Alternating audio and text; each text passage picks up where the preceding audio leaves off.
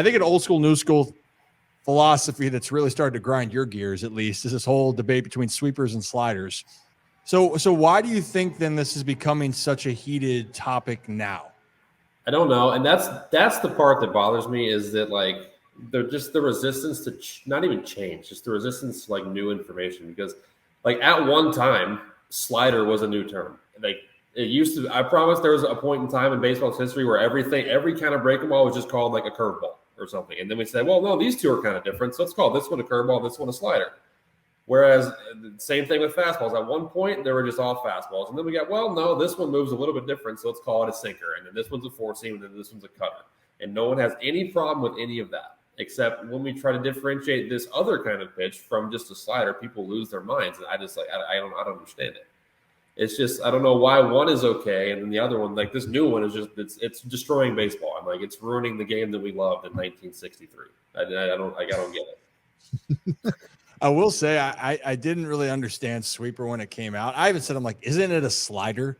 Like Sure. when I heard it, but then when you watch it, the shapes are different. Actually, specifically, we have two up here of Kevin Kelly. You said that has disgusting ones. I guess can I pull this one up, Brad? Yeah, I should be able to. Yeah, I got it right here. Which one? We'll do. Oh, this one. So here's the first one, just right on the black. Hey, no, we're gonna go back to the beginning here because we want to. That's not fun. Well, this is the one that really isn't fun. And this is what we call just breaking your soul. Oy, okay. Never stops moving glove side. It just keeps going out there. Okay, so I want you to explain that. I mean, that pitch is a good 10 feet outside, it feels like, right? Yeah. But the perception of it's coming off. And with the slider, the way it's coming down, I'm trying to get my finger in. The way the slider's coming down, it's coming more like Wainwright was saying, it's going to drop down. The sweeper just keeps going across. The sweeper looks like it never comes down. So, like, the difference and why it matters for hitters is if I know a guy throws a traditional slider and I'm sitting on that pitch, I'm looking for slider, I want to hit the slider. When he throws it, I have to try to be beneath that pitch because I know it's going to come down from where it starts. In order for me to square it up and barrel it, I need to try to either lift it in the air or I need to try to swing beneath it because I know it's going to drop. If I try to do that with a guy I know is throwing a sweeper, I'm going to miss under the ball over and over again because it's never going to come down like a traditional slider is going to. If I know a guy is throwing a sweeper, I have to try to either be on top of the ball or try to hit it down to make sure I account for it not dropping like a normal slider is going to. And again, like that makes sense, right? Yeah. I mean, Brad, I told Brad he's going to keep learning more and more about the analytics of this. You go very deep about this, but you're also explaining. And I talk about this too. To be fair, people who want to tell you, like, who just want to keep saying it's the same pitch, it's the same pitch. When you're watching it on TV, it's not a discernible enough difference on TV most of the time to tell the difference because, like Adam said, like maybe a slider's going 7 to 8 inches horizontally and the sweeper's going 14 to 15 inches horizontally. That's going to be what's like 6 to 7 inches of horizontal difference, which when you're watching on your TV from far away from an offset angle, like you probably can't tell that it's that big of a difference. It probably looks like the same pitch. But when you're in the box and it's the difference between a barrel or like 6 or 7 inches, the difference between a barrel and the end of the bat or the end of the bat fouling it off and swinging and missing for strike three, like that's a big difference. And it's a difference that it's helpful to know. Whereas I understand when you're watching it on TV, like you probably can't tell that much of a difference. When we are in the box and they're both being thrown at us, that much difference in break and that much difference in break direction and movement profile. Wow, it just got really dark in here. Sorry about that. You're good. Like, Setting the mood. It's a big enough difference that it's helpful for us to know that. Yeah. So, I mean, I would say that like watching this, you know, from this angle, I mean, you can kind of see that it's right out of the hand, it's moving. So I would make the argument that, and this is just my untrained eye, I would make the argument that like a traditional slider at least starts out at the hand and then starts to move late. There's a shape to it, right? There's pitch, like right. There's a lot of times there's a shape to the traditional slider, whereas that like, and to be fair, Kevin is like an extreme version of that. He's like a low slot, so it sets up for it, and it's one I would assume the movement profile is one of the more extreme ones in the league. Right. But it's going to come out of his hand straight, and then it's just going to look like it just frisbees sideways, like time, where there's no shape and there's no change of direction. It's just moving one way like the entire time.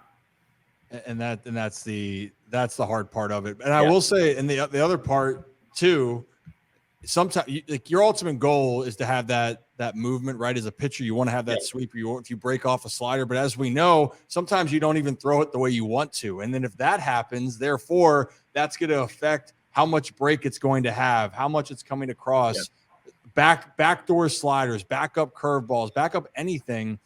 It's where the release point for pitchers, if they don't get it to where they want to, they're not be able to snap it off as well. Right. So that's a whole other component that you guys got to deal with.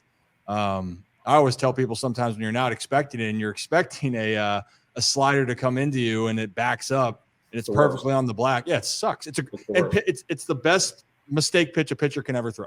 It happened last night that Houston late in the game when Spores was in, and he backed one up to I think Jeremy Pena there. He flipped the center, and you can tell Jeremy's frustrated. But like when you look at Spores and watch film, he does it like a lot, where they kind of like the slider, righty slider, instead of going away from you, just kind of it has the downward angle, but then it just kind of chases you in the whole way because whatever axis he puts on, it doesn't allow it to catch and go to his glove side. It's a really tough pitch to hit.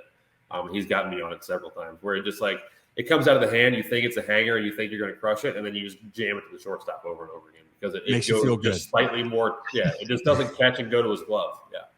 It makes you feel really good about yourself. Then your hands are hurting, your bat's broken. And you're thinking maybe some other thoughts. There was like a half second, not even half. There was a 10th of a second where you thought you were about to hit a double. And then you hit a 73-mile-an-hour ground ball to shortstop and you're out. You're like, oh, that sucks. Man, 73 sounds good. I'd take that. I'd probably hit it 30. I'll say this then. The other part of this before we get into, I want to, because you just talked about with the Rangers and Astros, I want you to break that down. But the last thing, the other part is just straight heaters now. I thought you were getting into it with someone about that a 92-mile-an-hour heater on the black is easier to hit than 100 miles in the middle of the plate. And we have the video. Spencer Strider gave up his first extra base hit ever 2 years. when his fastball is 100 or more. Yeah. I think we have that some here, right, Brad? Yeah. Somewhere down here. Just for a whole whammy. I mean, that ball was crushed. Hammered. Castellanos. We talked about not poking the bear with Harper. I don't know if Nick gets locked in. It's scary.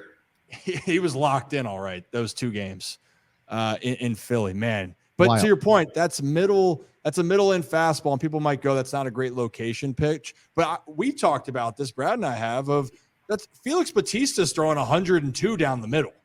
And occasionally it will be away, but I mean, that's not easy. Even if you go watch all of Spencer's fastballs before that one that were 100 or 101 in the middle third, and they're swing and misses or foul balls just because velocity is hard to hit, and like it's not. People will come at me like that's a bad. I'm like, it's not an opinion. Like the expected, the batting average on ball, not even expected, the real batting average on balls in the middle of the plate that are 100-mile-an-hour four-seam fastballs is lower than the actual batting average of slower velocities on the edges. Like it's not like I'm not telling you an opinion. I'm just like quoting stats that we have hundreds of thousands of pitches worth of sample size on.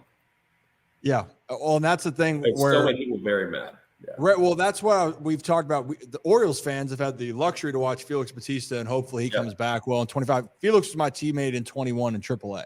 Felix is one of the very few at-bats I've had in the big leagues where I like the at-bat was over, and I was like, I don't know what I'm supposed to do with that. Like, if I had to go do it again, I don't know what I would have changed. Like I don't.